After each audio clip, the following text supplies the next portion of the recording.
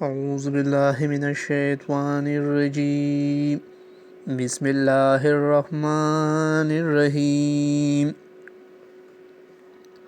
محترم ناظرین، آج ہم آپ کو قرآن پاک کی بہت ہی طاقتور آیت کا وظیفہ آپ لوگوں کے لیے لائے ہیں۔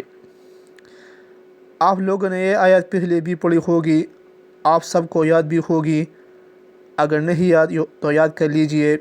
چھوٹی سی آیت ہے۔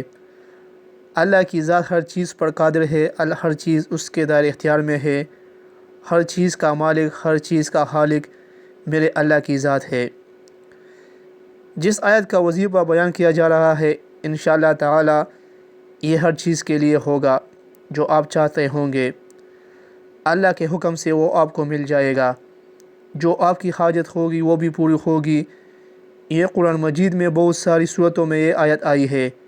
قرآن مجید کے سب سے بڑی صورت سورہ بقرہ ہے اور اس کی بڑی فضیلت ہے، اور سورہ بقرہ قرآن مجید کی سب صورتوں کی سردار صورت ہے۔ یہ اسی سورہ بقرہ کی آیت نمبر 109 کا وظیفہ ہے، اور اس کے علاوہ یہ سورہ نحل کی آیت نمبر 70 میں بھی یہی آیت اللہ تعالیٰ نے بیان کی ہے۔ یہ ہمارے لیے ہے۔ یہ بہت ساری جگہوں پر اس لیے اللہ کی ذات نے بیان فرمایا ہے کہ اللہ کی جو ذات ہے وہ بلا شبہ ہر چیز پر قادر ہے۔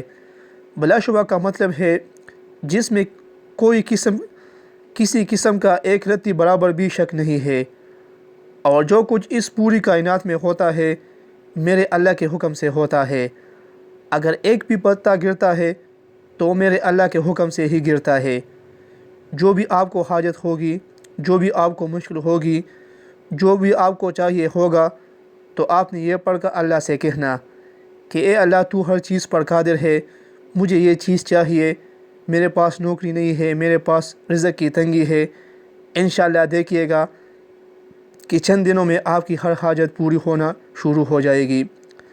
تو ناظرین، اب اپنے وظیفے کی طرف آتے ہیں۔ اس وظیفے کو شروع کرنے سے پہلے 2 رکعت نماز نفل حاجت کے ضرور پڑھ لیجئے۔ اس کے بعد یہ وظیفہ شروع کیجئے گا۔ 5 وقت کی نماز آپ نے لازمی پڑھنی ہے۔